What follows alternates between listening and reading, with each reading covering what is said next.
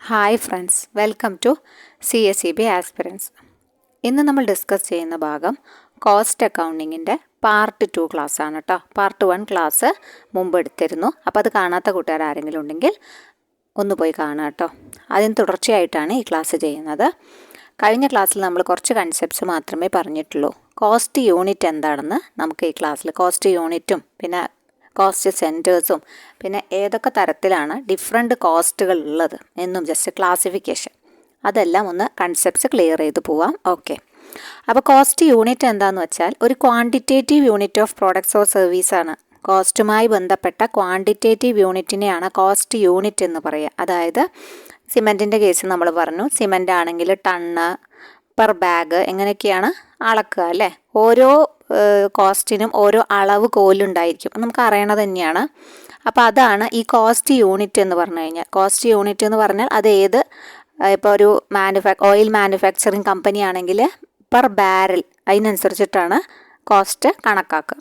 അപ്പോൾ അതുപോലെ പിന്നെ എന്താണ് കോസ്റ്റ് സെൻറ്റർ എന്ന് നമ്മൾ പറഞ്ഞു. കോസ്റ്റ് സെൻറ്റർ ഒരു ഓർഗനൈസേഷണൽ സബ് യൂണിറ്റ് ആണ്, അല്ലെങ്കിൽ സ്മോളസ്റ്റ് സെഗ്മെൻറ്റ് ഓഫ് ആൻ ആക്ടിവിറ്റീനെയാണ് എന്ത് പറയുക, കോസ്റ്റ് സെൻറ്റർ എന്ന് പറയുക. അതായത് കോസ്റ്റുമായി ബന്ധപ്പെട്ട ഒരു ലൊക്കേഷൻ അല്ലെങ്കിൽ ഒരു ഡിപ്പാർട്ട്മെൻറ്റ് അല്ലെങ്കിൽ ഒരു പ്രത്യേക മെഷീൻ അല്ലെങ്കിൽ അത് ആ ഒരു ജോലി ചെയ്യാൻ ഏൽപ്പിച്ച ഒരു പേഴ്സൺ അല്ലെങ്കിൽ ഒരു പ്രോസസ്സ്, ഒരു ജോബ്, ഇതെല്ലാം ഓരോ കോസ്റ്റ് സെൻറ്ററുകളാണ് എന്ന് പറയാം കേട്ടോ. ഓക്കെ, അതാണ് കോസ്റ്റ് സെൻറ്ററുമായി ബന്ധപ്പെട്ട് പറയാനുള്ളത്. പിന്നെ ടൈപ്സ് ഓഫ് കോസ്റ്റ് സെൻറ്റേഴ്സ് നമ്മൾ കഴിഞ്ഞ ക്ലാസ്സിൽ പറഞ്ഞാണ്. Production cost centre, service cost centre, process cost centre, operations cost centre, personal cost centre, അങ്ങനത്തെ കോസ്റ്റുകളുടെ കാര്യങ്ങളൊക്കെ നമ്മൾ കഴിഞ്ഞ ക്ലാസ്സിൽ ഡിസ്കസ് ചെയ്തതാണ്. പിന്നെ ഇംപേഴ്സണൽ കോസ്റ്റ് സെൻറ്റർ കേട്ടോ. ഓക്കെ, അതുപോലെ തന്നെ കോസ്റ്റ് യൂണിറ്റ് പറഞ്ഞു. കോസ്റ്റ് യൂണിറ്റ് നമുക്കറിയാം അല്ലേ, അതും കഴിഞ്ഞ ക്ലാസ്സിൽ പറഞ്ഞാണ്. ഓട്ടോമൊബൈലിന് ഒരു യൂണിറ്റ് ഉണ്ടാവും, കോസ്റ്റ് യൂണിറ്റ് ഉണ്ടാവും, പ്രിൻറ്റിങ്ങിന്, അങ്ങനെ ഓരോന്നിനും ഓരോ കോസ്റ്റ് യൂണിറ്റുകൾ ഉണ്ടായിരിക്കും. അതിനനുസരിച്ചിട്ടാണ് കോസ്റ്റ് അസർട്ടൈൻ ചെയ്യുന്നത് എന്ന് നമ്മൾ പറഞ്ഞു. അപ്പോൾ കോസ്റ്റ് രണ്ട് തരത്തിൽ ഡിവൈഡ് ചെയ്യാം. സിമ്പിൾ കോസ്റ്റ് യൂണിറ്റ് എന്നും പറയാം, കോമ്പോസിറ്റ് കോസ്റ്റ് യൂണിറ്റ് എന്നും പറയാം. കോസ്റ്റ് യൂണിറ്റുകളെ തന്നെ രണ്ടായി തരംതിരിക്കാം. സിമ്പിൾ കോസ്റ്റ് യൂണിറ്റ് എന്നും കോമ്പോസിറ്റ് കോസ്റ്റ് യൂണിറ്റ് എന്നും പറയാം കേട്ടോ. സിമ്പിൾ കോസ്റ്റ് യൂണിറ്റ് എന്ന് പറഞ്ഞു കഴിഞ്ഞാൽ which is expressed in simple unit. ഒരൊറ്റ യൂണിറ്റിൽ എക്സ്പ്രസ് ചെയ്യുന്നവയായിരിക്കും സിമ്പിൾ കോസ്റ്റ് യൂണിറ്റുകൾ. എന്നാൽ ഒന്നോ ഒന്നിലധികമോ കോമ്പിനേഷൻ ഓഫ് 2 ഓർ മോർ അങ്ങനെ എക്സ്പ്രസ് ചെയ്യുന്നതിനാണ് കോമ്പോസിറ്റ് എന്ന് പറയാം. അതായത് കിലോ വാട്ട് ഹവർ, അത് എന്താണ്, ഒന്നിലധികമാണ് അല്ലേ. അതേപോലെ കിലോഗ്രാം, പാസഞ്ചർ, കിലോമീറ്റർ, ഇങ്ങനെ ഒരുമിച്ചൊക്കെ വരുമ്പോൾ ടൺ കിലോഗ്രാം എന്ന് പറയും, പാസഞ്ചർ കിലോമീറ്റർ എന്ന് പറയും. 10 കിലോഗ്രാം എന്ന് പറഞ്ഞാൽ അപ്പോൾ രണ്ടെണ്ണമായി. അതാണ് കോമ്പോസിറ്റ് യൂണിറ്റ് എന്ന് പറഞ്ഞു കഴിഞ്ഞാൽ. കോമ്പിനേഷൻ ഓഫ് 2 സിമ്പിൾ യൂണിറ്റ്സ്, അതാണ് കോമ്പോസിറ്റ് എന്ന് പറഞ്ഞു കഴിഞ്ഞാൽ. അപ്പോൾ ക്ലിയർ ആയെന്ന് വിചാരിക്കുന്നു. കോസ്റ്റ് യൂണിറ്റുകളെ തന്നെ രണ്ടായി തരംതിരിക്കാം. സിമ്പിൾ കോസ്റ്റ് യൂണിറ്റ് എന്നും കോമ്പോസിറ്റ് കോസ്റ്റ് യൂണിറ്റ് എന്നും. അതിൽ സിമ്പിൾ കോസ്റ്റ് യൂണിറ്റ് എന്ന് പറഞ്ഞു കഴിഞ്ഞാൽ എന്താണ്, which is expressed in simple unit. പക്ഷേ കോമ്പോസിറ്റ് കോസ്റ്റ് യൂണിറ്റ് എന്ന് പറഞ്ഞാൽ which is A combination of 2 simple units ആയിരിക്കും. കോമ്പിനേഷൻ ഓഫ് 2 സിമ്പിൾ യൂണിറ്റ്സ് ആയിരിക്കും കോമ്പോസിറ്റ് കോസ്റ്റ് എന്ന് പറഞ്ഞാൽ. ഓക്കെ, കോസ്റ്റ് യൂണിറ്റ് എന്ന് പറഞ്ഞാൽ. അത് കഴിഞ്ഞാൽ കോസ്റ്റ് കൺസെപ്റ്റ്സിനെ കുറിച്ച് പറയാം. അപ്പോൾ കഴിഞ്ഞ ക്ലാസ്സിൽ നമ്മൾ ഓപ്പർച്യൂണിറ്റി കോസ്റ്റുമായി ബന്ധപ്പെട്ട് പറഞ്ഞായിരുന്നു. അപ്പോൾ കുറച്ച് കോസ്റ്റ് കൺസെപ്റ്റ്സിനെ കുറിച്ചാണ് നമ്മളിന്ന് ഡിസ്കസ് ചെയ്യുന്നത് കേട്ടോ. ഒരു 10 കോസ്റ്റ് കൺസെപ്റ്റിനെ കുറിച്ച് നമ്മൾ ഈ ക്ലാസ്സിൽ 10 ഡിസ്കസ് ചെയ്യുന്നുള്ളൂ കേട്ടോ. ഓക്കെ, അടുത്ത ക്ലാസ്സിൽ നമുക്ക് ഡിസ്കസ് ചെയ്യാം. ഓപ്പർച്യൂണിറ്റി കോസ്റ്റ് എന്താണെന്ന് ആദ്യം നോക്കാം. അപ്പോൾ ഓപ്പർച്യൂണിറ്റി കോസ്റ്റ് നമ്മൾ പറഞ്ഞതാണ്, the value of A benefit sacrificed in favour of an alternate course of action. അതാണ് ഓപ്പർച്യൂണിറ്റി കോസ്റ്റ് എന്ന് പറഞ്ഞാൽ അല്ലേ. അതൊരു പ്രപ്പോസൽ, ഇപ്പോൾ നമ്മുടെ മുമ്പിൽ SSLC കഴിഞ്ഞ ഒരു കുട്ടിയുടെ മുമ്പിൽ ഒരുപാട് ഓപ്ഷൻസ് ഉണ്ട്. ഒന്നെങ്കിൽ സയൻസിന് പോവാം, സയൻസ് വിഷയങ്ങൾ എടുക്കാം, അല്ലെങ്കിൽ കൊമേഴ്സ് എടുക്കാം, അല്ലെങ്കിൽ ഹ്യൂമാനിറ്റീസ് എടുക്കാം. അതിലേറെ ഓപ്ഷൻസ് ഇന്ന് നിലവിലുണ്ട് അല്ലേ. അപ്പോൾ ഇങ്ങനെ വ്യത്യസ്തമായ ഓപ്ഷൻസ് നിലവിലുള്ളപ്പോൾ, ഇപ്പോൾ കൊമേഴ്സ് ഒരു സ്റ്റുഡൻ്റ് ആണെങ്കിൽ അദ്ദേഹം ചൂസ് ചെയ്തത് കൊമേഴ്സ് സബ്ജക്ട്സ് ആണ്. സോ ബാക്കിയുള്ള പ്രപ്പോസൽസ് എല്ലാം വേണ്ടാന്ന് വെക്കുകയും ആ കുട്ടി കൊമേഴ്സ് എടുക്കുകയും പഠിക്കുന്നു. അപ്പോൾ നമ്മൾ ചോദിക്കും, ഈ ഓപ്പർച്യൂണിറ്റി കോസ്റ്റും ഇതും തമ്മിൽ എന്താണ് ബന്ധം എന്ന് ചോദിച്ചു കഴിഞ്ഞാൽ, കൊമേഴ്സ് എടുത്ത് പഠിച്ച ആ കുട്ടിയുടെ അല്ലെങ്കിൽ സയൻസ് എടുത്ത് പഠിച്ചിരുന്നെങ്കിൽ ആ കുട്ടിക്ക് ലഭിക്കുമായിരുന്ന സാഹചര്യങ്ങൾ അല്ലെങ്കിൽ സൗകര്യങ്ങൾ അതും ഇതും തമ്മിലുള്ള അത് കുട്ടി സാക്രിഫൈസ് ചെയ്തുല്ലോ, അതാണ് ആ കുട്ടിയുടെ ഓപ്പർച്യൂണിറ്റി കോസ്റ്റ്. അതുമായി ബന്ധപ്പെട്ട ഓപ്പർച്യൂണിറ്റി കോസ്റ്റ് എന്ന് പറഞ്ഞു കഴിഞ്ഞാൽ, അപ്പം നമ്മൾ റിജക്റ്റ് ചെയ്ത ഒരു പ്രപ്പോസൽ, ഇപ്പം നമ്മുടെ മുമ്പിൽ 2 ബിസിനസ് പ്രപ്പോസൽസ് ഉണ്ട്. ഒന്ന് ഒരു ബിൽഡിങ്ങുമായി ബന്ധപ്പെട്ടതാണ്, ഒന്ന് ഒരു ലാൻഡുമായി ബന്ധപ്പെട്ടതാണെന്ന് വിചാരിക്കുക. അപ്പം നമ്മൾ ബിൽഡിങ് വാങ്ങണ്ട, ലാൻഡ് വാങ്ങണം എന്ന് തീരുമാനിച്ചു. അപ്പോൾ എന്താണ്, ഈ ലാൻഡ് വാങ്ങുന്നതുമായി ബന്ധപ്പെട്ട് നമ്മൾ അതിൽ ഇൻവെസ്റ്റ് ചെയ്യുകയും അതിൽ നിന്ന് ലഭിക്കുന്ന ഏർണിങ്സ്, അപ്പോൾ ബിൽഡിങ്ങിലുള്ള തുക നമ്മൾ സാക്രിഫൈസ് ചെയ്തില്ലേ, നമ്മൾ അവിടെ ഇൻവെസ്റ്റ് ചെയ്തില്ലല്ലോ. അപ്പോൾ അതാണ് പറയുന്നത്. അതായത് the value of a benefit, sacrifice ചെയ്ത ആ ബെനഫിറ്റ്, അതുമായി ബന്ധപ്പെടുത്തിയാണ് ഓപ്പർച്യൂണിറ്റി കോസ്റ്റിനെ പറയുന്നത്. ആ ബെനഫിറ്റ് ഫോർഗോൺ ആയി, ലോസ്റ്റ് ആയില്ല, പിന്നെ നമുക്ക് ഒരിക്കലും അത് ലഭിക്കില്ല. അത് നമ്മൾ ആ ഒരു പർട്ടിക്കുലർ ട്രാൻസാക്ഷൻ വേണ്ട എന്ന് റിജക്റ്റ് ചെയ്യുമ്പോൾ തന്നെ അതെന്തായി, അത് പോയി, ഫോർഗോണായി, ലോസ്റ്റായി. അപ്പോൾ അതിനെയാണ് ഓപ്പർച്യൂണിറ്റി കോസ്റ്റ് ആ ഒരു ടേമുമായിട്ടാണ് നമ്മൾ കണക്ട് ചെയ്ത് വെക്കേണ്ടത്. ഓക്കെ, നമ്മുടെ ജീവിതത്തിലുള്ള എക്സാമ്പിൾസ് ആണ് പറയണത്. പക്ഷേ കോസ്റ്റ് അക്കൗണ്ടിങ്ങിൽ പ്രോബ്ലംസ് വരുമ്പോൾ അത് എമൗണ്ട്സിലായിട്ടാണ് വരിക കേട്ടോ. കോസ്റ്റ് അക്കൗണ്ടിങ്ങിൽ നമുക്ക് പ്രോബ്ലംസ് ഇപ്പോൾ CSEB ബേസ്ഡ് ആകുമ്പോൾ നമുക്ക് പ്രോബ്ലംസ് ഒന്നും വേണ്ട, നമുക്ക് കൺസെപ്റ്റ് മനസ്സിലാക്കിയാൽ മതി. The value of a benefit sacrificed in favour of an alternative course of action is called opportunity cost. Then നെക്സ്റ്റിലേക്ക് വരുമ്പോൾ സങ്ക് കോസ്റ്റ് നമ്മൾ പറഞ്ഞു. സങ്ക് കോസ്റ്റ് എന്ന് പറഞ്ഞു കഴിഞ്ഞാൽ it is cost incurred in the past ആണ്, പാസ്റ്റിൽ സംഭവിച്ച ഒരു കോസ്റ്റാണ്. അതിന് ഫ്യൂച്ചർ ഡിസിഷൻ മേക്കിങ്ങിൽ പ്രത്യേകിച്ച് സ്ഥാനമൊന്നുമില്ല, പാസ്റ്റിലെല്ലാം ചെയ്തു കഴിഞ്ഞു അല്ലേ. അതാണ് സങ്ക് കോസ്റ്റ് എന്ന് പറഞ്ഞു കഴിഞ്ഞാൽ. അതായത് when replacement of an asset is under consideration, the undepreciated value of existing asset is sunk cost എന്ന് നമ്മൾ പറഞ്ഞു. അപ്പോൾ അതുപോലെ തന്നെ വേറെ എക്സാമ്പിൾ നോക്കുകയാണെങ്കിൽ, സങ്ക് കോസ്റ്റുമായി ബന്ധപ്പെട്ട എക്സാമ്പിൾ നോക്കുകയാണെങ്കിൽ അഡ്വർടൈസ്മെൻറ്റ് എക്സ്പെൻഡിച്ചർ സങ്ക് കോസ്റ്റിന് ഇതുപോലെ ഒരു ഉദാഹരണമാണ്. അഡ്വർടൈസ്മെൻറ്റ് നമ്മൾ ചെയ്തു കഴിഞ്ഞു, സംഭവം ഒരു 10 വർഷത്തേക്കോ 5 വർഷത്തേക്കോ അതിൻ്റെ ഗുണം നമുക്ക് ലഭിക്കും. പക്ഷേ അത് പിന്നെ വേണ്ടാന്ന് വയ്ക്കാൻ നമുക്ക് കഴിയില്ല. ആ ചിലവ് എന്തായാലും ചിലവാക്കിയതാണ് അല്ലേ, ചിലവാക്കിയതാണ്. അപ്പോൾ അതാണ് പറയുന്നത്, അതാണ് സങ്ക് കോസ്റ്റ് എന്ന് പറഞ്ഞാൽ. It is incurred in the പാസ്റ്റാണ്, has no effect on future decision making. അപ്പം അഡ്വർടൈസ്മെൻറ്റിൻ്റെ കാര്യത്തിൽ നമുക്ക് ഗുണമില്ലേ എന്ന് ചോദിച്ചാൽ തീർച്ചയായിട്ടും ഗുണമുണ്ട്, സ്ഥാപനത്തിന് ഗുണമുണ്ട്. പക്ഷേ അത് ഇൻകേർഡ് ഇൻ ദ പാസ്റ്റ് എന്നതുകൊണ്ടാണ് അതിനെ ഏത് ഗണത്തിൽ പെടുത്തുന്നത്, സങ്ക് കോസ്റ്റ് ഗണത്തിൽ പെടുത്തുന്നത് കേട്ടോ. പിന്നെ research into new product, ഒരു പുതിയ പ്രോഡക്റ്റ് ഇറക്കുന്നതിന് വേണ്ടി ആദ്യം നമ്മൾ മാർക്കറ്റിൽ കുറച്ച് റിസർച്ച് പരിപാടികളൊക്കെ നടത്തും. അതുമായി ബന്ധപ്പെട്ടുള്ളതും കോസ്റ്റിങ്ങിൻ്റെ സെൻസിലാണ് പറഞ്ഞത്. ഫിനാൻഷ്യൽ അക്കൗണ്ടിങ്ങിൻ്റെ കേസുമായിട്ട് നിങ്ങളിത് കമ്പയർ ചെയ്യേണ്ട. ഓക്കെ, ഇതൊരു കോസ്റ്റിങ്ങിൻ്റെ ഒരു കൺസെപ്റ്റിൽ മനസ്സിലാക്കുക. ഫിനാൻഷ്യൽ അക്കൗണ്ടിങ്ങിൻ്റെ ഫിനാൻഷ്യൽ സ്റ്റേറ്റ്മെൻറ്റ്സിൻ്റെ അവിടേക്ക് നിങ്ങൾ പോകണ്ട. ഓക്കെ, അപ്പോൾ സങ്ക് കോസ്റ്റ്, അഡ്വർടൈസ്മെൻറ്റ് എക്സ്പെൻഡിച്ചർ അതും ഒരു സങ്ക് കോസ്റ്റിന് എക്സാമ്പിളാണെന്ന് വേണമെങ്കിൽ പറയാം. അതേപോലെ research into new product പറയാം. അതുപോലെ ഇപ്പം പറഞ്ഞു when replacement of an asset is, അത് പറയാം. Installation of new software system, അപ്പോൾ അതിനു മുമ്പേ നമ്മൾ കുറച്ച് കാര്യങ്ങളൊക്കെ ചെയ്ത് ചിലവാക്കണം. അപ്പോൾ അതിനെക്കുറിച്ച് പഠിക്കണം, അത് സക്സസ്ഫുൾ ആവുമോ, ഇമ്പ്രൂവ് ചെയ്യാൻ എന്തൊക്കെ ടെക്നിക്സാണ് ഒക്കെ നമ്മൾ നോക്കണം അല്ലേ. അപ്പോൾ അതിനൊക്കെ ചിലവുകളുണ്ട്. അതാണ് സങ്ക് കോസ്റ്റുമായി ബന്ധപ്പെട്ട് പറയാനുള്ളത്. കൺസെപ്റ്റ് ക്ലിയർ ആയി ഉണ്ടാവും എന്ന് വിചാരിക്കുന്നു. ഓക്കെ, അടുത്തത് വരുന്നത് ഇംപ്യൂട്ടഡ് അല്ലെങ്കിൽ നോഷണൽ കോസ്റ്റ് എന്ന് പറയും കേട്ടോ. ഇംപ്യൂട്ടഡ് കോസ്റ്റ് എന്നും നോഷണൽ കോസ്റ്റും. സങ്ക് കോസ്റ്റിനും ധാരാളം പേരുകളുണ്ട് കേട്ടോ. Sunk cost is also called prior year cost, അതുപോലെ തന്നെ സങ്ക് ക്യാപിറ്റൽ എന്ന് പറയും. എംബഡഡ് കോസ്റ്റ് എന്നൊക്കെ അറിയപ്പെടുന്നത് സങ്ക് കോസ്റ്റിനെയാണ് കേട്ടോ, എംബഡഡ് കോസ്റ്റ്. പിന്നെ അതുപോലെ തന്നെ സ്ട്രാൻഡഡ് കോസ്റ്റ് എന്ന് പറയും, സ്ട്രാൻഡഡ് കോസ്റ്റ്, റെട്രോസ്പെക്റ്റീവ് കോസ്റ്റ്. ഏതൊക്കെയാണ് പേരുകൾ? സങ്ക് കോസ്റ്റിൻ്റെ പേരുകളാണ് പറഞ്ഞത്. സങ്ക് കോസ്റ്റിനെ പറയുന്ന മറ്റു പേരുകളാണ് prior year cost, sunk capital, embedded cost, stranded STRANDED കേട്ടോ, സ്ട്രാൻഡഡ് കോസ്റ്റ്, റെട്രോസ്പെക്റ്റീവ് കോസ്റ്റ് എന്നൊക്കെ അറിയപ്പെടുന്നത് സങ്ക് കോസ്റ്റാണ്. ഓക്കെ, അടുത്തൊരു കൺസെപ്റ്റിലേക്ക് വരികയാണെങ്കിൽ ഇംപ്യൂട്ടഡ് കോസ്റ്റ് എന്താണെന്ന് നോക്കാം.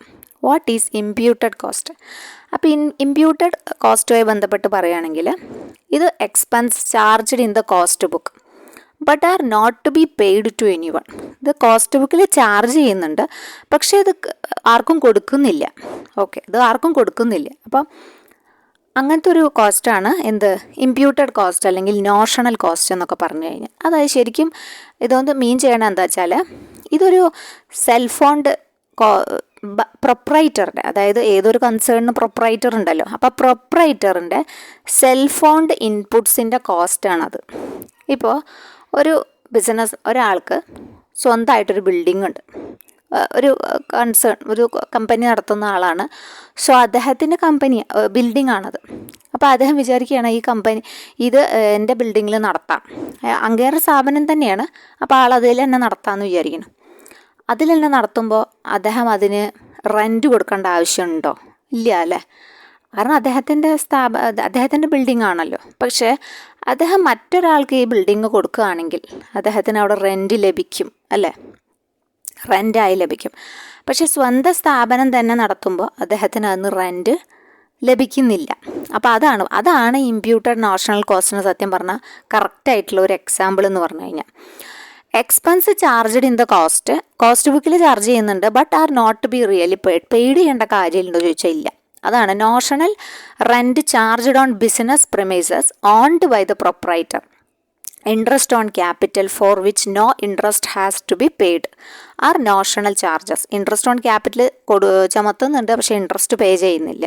അപ്പം അങ്ങനത്തെ അതുമായി ബന്ധപ്പെട്ടിട്ട് ഓർക്കാൻ പറ്റുന്നത്, പ്രൊപ്രൈറ്ററുടെ സാധനങ്ങൾ ബിസിനസ് യൂസ് ചെയ്യുമ്പോൾ അതിന് ലാഭമുണ്ടല്ലോ, ബിസിനസ്സിന് അതുമായി ബന്ധപ്പെട്ട് റെൻറ്റ് കൊടുക്കണ്ട. അപ്പോൾ ആ റെൻറ്റ്, അപ്പോൾ അങ്ങനത്തെ എക്സ്പെൻസിനെയാണ്, കോസ്റ്റിനെയാണ് ഇവിടെ എന്തു പറയുന്നത്, ഇമ്പ്യൂട്ടഡ് കോസ്റ്റ് എന്നതുകൊണ്ട് ഉദ്ദേശിക്കുന്നത് കേട്ടോ.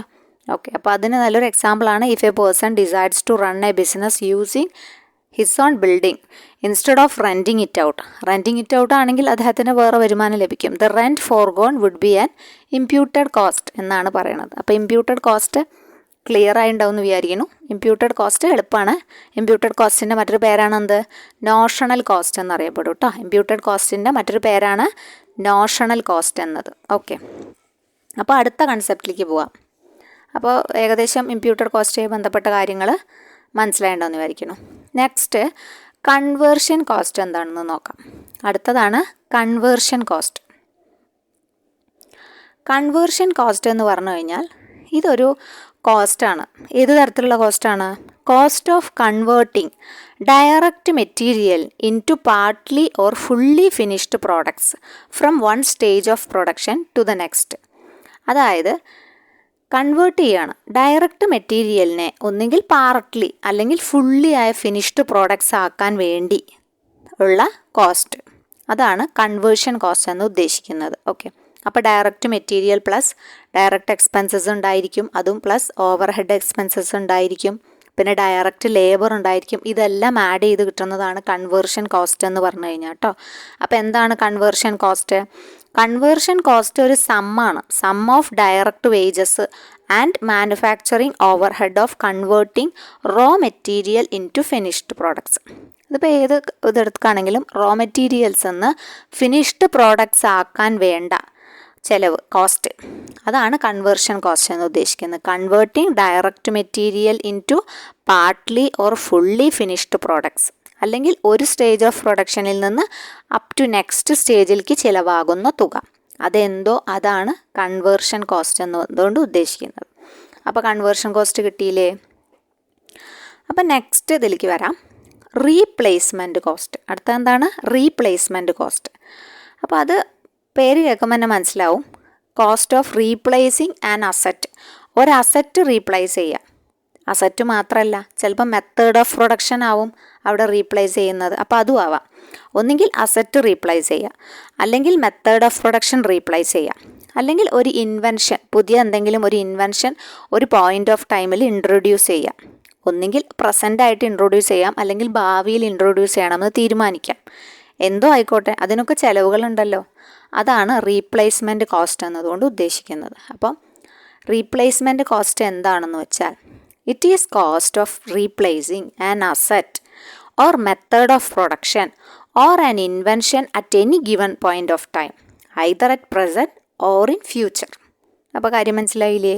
അതാണ് replacement cost. Replacement cost of replacing an asset or method of production or an invention at any given point of time, either at present or in future. Okay, അതാണ് റീപ്ലേസ്മെൻറ്റ് കോസ്റ്റ് എന്നതുകൊണ്ട് ഉദ്ദേശിക്കുന്നത്. ഇനി next കോസ്റ്റിലേക്ക് കടന്നാൽ historical കോസ്റ്റാണ് കേട്ടോ. Historical കോസ്റ്റാണ് അടുത്തത് പറയുന്നത്. Historical cost is the actual cost determined after the event. ഇവൻറ്റിന് ശേഷം ഡിറ്റർമിൻ ചെയ്യുന്നതാണെന്ത്? ആക്ച്വൽ കോസ്റ്റാണ് ഹിസ്റ്റോറിക്കൽ കോസ്റ്റ് എന്നതുകൊണ്ട് ഉദ്ദേശിക്കുന്നത്. Okay, it is the actual cost determined after the event. അപ്പോൾ ഈ such cost are available only when the production of a particular thing has already been done. കാരണം കഴിഞ്ഞാൽ മാത്രമേ തിരിച്ചറിയാൻ പറ്റുള്ളൂ, അല്ലെങ്കിൽ അത് ലഭിക്കുള്ളൂ അല്ലേ. Such cost are available only when the production of a particular thing has already been done. അപ്പോഴാണ് ഹിസ്റ്റോറിക്കൽ കോസ്റ്റ് ലഭിക്കുക. ഓക്കെ, അപ്പോൾ അത് മനസ്സിലായെന്ന് വിചാരിക്കുന്നു. അപ്പോൾ നമ്മൾ ഇതുവരെ ഡിസ്കസ് ചെയ്തത് ഓപ്പർച്യൂണിറ്റി കോസ്റ്റ്. അപ്പോൾ നമ്മളൊരു പേര് പറയുമ്പോൾ തന്നെ, ഓപ്പർച്യൂണിറ്റി കോസ്റ്റ് എന്ന് പറയുമ്പോൾ തന്നെ നിങ്ങൾക്ക് അതിൻ്റെ കൺസെപ്റ്റ് മനസ്സിൽ വരണം കേട്ടോ. അങ്ങനെയാണെങ്കിൽ നിങ്ങൾക്ക് ക്വസ്റ്റ്യൻ ഏത് രീതിയിൽ ക്വസ്റ്റ്യൻ ചോദിച്ചാലും നിങ്ങൾക്കത് മനസ്സിലാവും. ഓപ്പർച്യൂണിറ്റി കോസ്റ്റ് എന്താണെന്ന് മനസ്സിലായി, സങ്ക് കോസ്റ്റ് എന്താണെന്ന് മനസ്സിലായി, ഇംപ്യൂട്ടഡ് അല്ലെങ്കിൽ നോഷണൽ കോസ്റ്റ് എന്താണെന്ന് മനസ്സിലായി, കൺവേർഷൻ കോസ്റ്റ് മനസ്സിലായി എന്ന് വിചാരിക്കുന്നു. ഒന്നുകൂടി വേണമെങ്കിൽ പറയാം. ഓപ്പർച്യൂണിറ്റി കോസ്റ്റ് എന്തുമായി ബന്ധപ്പെട്ടതാണ്? നമ്മൾ രണ്ട് ഓൾട്ടർനേറ്റീവ് ഓപ്ഷൻ ഉണ്ടാവും. ഒന്ന് നമ്മൾ സാക്രിഫൈസ് ചെയ്യുന്നു, അടുത്തത് നമ്മൾ എടുക്കുന്നു. അപ്പോൾ അങ്ങനെ സാക്രിഫൈസ് ചെയ്യുന്നതിൻ്റെ കോസ്റ്റാണ് എന്ത്? Opportunity cost. അപ്പോൾ എന്താ സങ്ക് കോസ്റ്റ്? സങ്ക് കോസ്റ്റ് എന്ന് പറയണത്, സങ്ക് കോസ്റ്റിൻ്റെ എക്സാമ്പിൾ എന്താണ്? ഒരു അസറ്റ് റീപ്ലേസ് ചെയ്യുക, അല്ലെങ്കിൽ അഡ്വർടൈസ്മെൻറ്റിൻ്റെ കാര്യം പറഞ്ഞു നമ്മൾ, അല്ലെങ്കിൽ ഒരു റിസർച്ച്, ഒരു പുതിയ പ്രോഡക്റ്റ് എൻ്റർ ചെയ്യാൻ വേണ്ടി നമ്മൾ റിസർച്ച് കണ്ടക്ട് ചെയ്യുന്നു, അതിനു വേണ്ടി ചിലവാക്കുന്ന തുക. അപ്പോൾ അത് ഇൻകേർഡ് ഇൻ ദ പാസ്റ്റ് ആണ്, no effect in future decision making എന്ന് പറഞ്ഞു. പിന്നെ ഇംപ്യൂട്ടഡ് ഓർ നോഷണൽ കോസ്റ്റ് എന്താണ്? പ്രൊപ്രൈറ്റർ സ്വന്തം എന്ത് സെൽഫ് ഓൺഡ് ഐറ്റംസ് അല്ലെങ്കിൽ ഇൻപുട്സ് ബിസിനസ് യൂസ് ചെയ്യുന്നു. അപ്പോൾ അതുമൂലം ബിസിനസ് കൊടുക്കണ്ടല്ലോ, അതിനാണ് എന്ത് പറയണത്? ആ കോസ്റ്റാണ് നോഷണൽ കോസ്റ്റ് അല്ലെങ്കിൽ ഇംപ്യൂട്ടഡ് കോസ്റ്റ് എന്ന് പറയുന്നത്. പിന്നെ കൺവേർഷൻ കോസ്റ്റ് നമ്മൾ പറഞ്ഞു, കൺവേർട്ട് ചെയ്യുന്നു, ഡയറക്റ്റ് മെറ്റീരിയലിനെ പാർട്ടി അല്ലെങ്കിൽ ഫുള്ളി ഫിനിഷ്ഡ് പ്രോഡക്റ്റ്സ് ആക്കുന്നതിന് വേണ്ടിയിട്ടുള്ള കോസ്റ്റ്. റീപ്ലേസ്മെൻറ്റ് കോസ്റ്റ് എന്താണ്? ഒരു റീപ്ലേസ് ചെയ്യാം, അസറ്റിനെ റീപ്ലേസ് ചെയ്യാം, അല്ലെങ്കിൽ മെത്തേഡ് ഓഫ് പ്രൊഡക്ഷൻ റീപ്ലേസ് ചെയ്യാം, അല്ലെങ്കിൽ പുതിയൊരു ഇൻവെൻഷൻ കൊണ്ടുവരാം. ഒന്നെങ്കിൽ ഫ്യൂച്ചറിലായിരിക്കാം, അല്ലെങ്കിൽ ഐദർ അറ്റ് പ്രസൻ്റ് ആയിരിക്കാം. അപ്പോൾ അതൊക്കെയാണ് റീപ്ലേസ്മെൻറ്റ്.